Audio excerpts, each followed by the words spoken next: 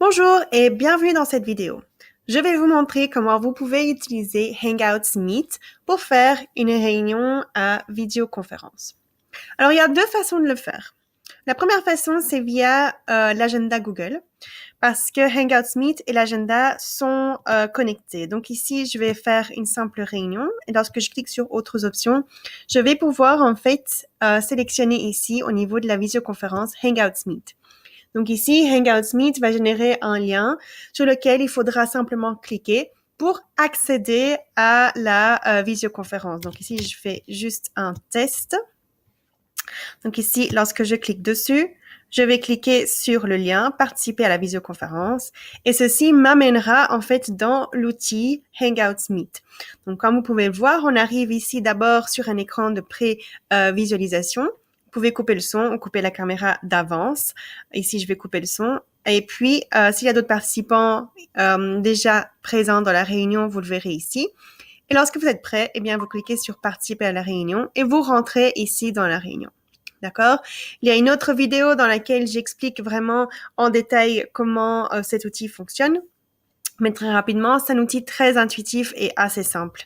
Lorsque vous voulez voir tous les détails de votre réunion, il suffit de cliquer ici à gauche.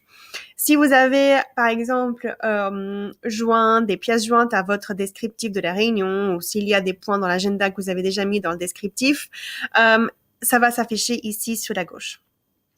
Si vous voulez couper la caméra à nouveau ou activer le son, c'est ici en bas que ça se passe. Pour quitter l'appel, c'est le téléphone rouge. Pour présenter votre écran, il suffira donc de cliquer sur ce bouton-ci. Contrairement à d'autres outils de réunion, vous ne devez pas donner le droit de présenter à d'autres personnes dans la salle et la personne qui souhaite présenter pourra simplement cliquer sur le bouton et présenter son écran. OK? Donc, c'est très simple, c'est assez intuitif. Ici, sur les trois petits points, vous avez les paramètres. Dans les paramètres, vous pouvez, par exemple, changer la caméra. Si vous avez une caméra externe, changer le système de son, changer ici le micro si vous avez d'autres outils externes et vous pourrez aussi ajuster la qualité si vous le souhaitez. Une dernière chose que je souhaite vous montrer, c'est ici sur la droite. Lorsque vous avez plusieurs participants, tous les participants vont s'afficher ici. Et vous pourrez même faire un chat avec tous ces participants si jamais vous souhaitez envoyer un lien, envoyer un document, demander si tout le monde vous entend bien. Donc, c'est une façon de le faire ici en cliquant sur le chat. Voilà. Donc, une fois qu'on a terminé, on clique pour quitter l'appel. Et ça, c'est une première, en fait, donc, façon de rejoindre Hangouts Meet. La deuxième, c'est en passant par l'application directement. Donc, vous cliquez ici sur les gaufres, la gaufre, et ensuite vous cliquez sur Hangouts Meet. Voilà. Là, vous arrivez en fait directement dans l'application.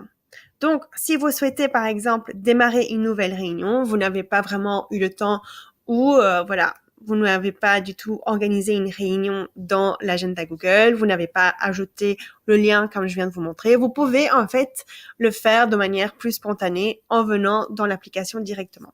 Donc ici, si je démarre une nouvelle réunion, je vais revenir en fait sur l'écran que vous connaissez déjà. Voilà, la réunion a bien été créée. Je commence la réunion. Et tout d'un coup, la première chose qu'on va voir, ce sont les informations pour en fait rejoindre la réunion. Évidemment, je ne vais pas faire une réunion toute seule. Donc, Hangouts Meet prévoit déjà à l'avance de me donner toutes les informations pour pouvoir inviter les collègues ou les personnes externes avec qui je souhaite communiquer. Donc ici, j'ai simplement copié les informations que je vais pouvoir en fait coller dans un email, coller dans un chat et donc pouvoir inviter des personnes. Si je clique sur ajouter directement, je vais pouvoir le faire directement ici. Par exemple, je vais inviter mon collègue Jérémy et un email lui sera envoyé avec les détails. D'accord? Je peux même ajouter via le numéro, donc je peux appeler quelqu'un directement et les inviter via le téléphone. OK?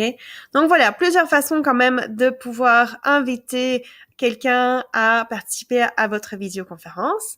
J'espère que cet outil vous aidera et vous rendra plus efficace et plus productif. Si vous avez encore des questions, eh bien n'hésitez pas à nous contacter. Bonne journée!